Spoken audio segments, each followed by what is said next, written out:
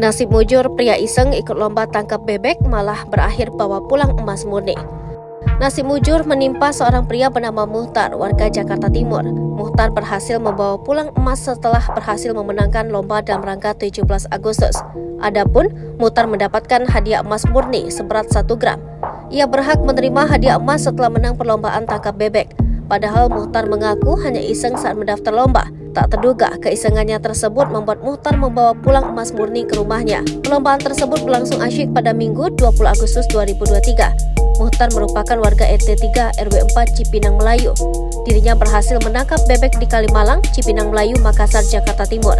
Ia pun berhak mendapat emas karena bebek yang ia tangkap memiliki pita berwarna merah putih. Begitu mengetahui hadiah yang ia terima, Muhtar tidak bisa menyembunyikan ekspresi bahagia. Ia mengaku senang bisa mendapat hadiah emas murni dari pengurus RW 4 selaku panitia. Muhtar mengaku masih belum tahu akan diapakan emas tersebut. Untuk saat ini ia masih akan menyimpannya.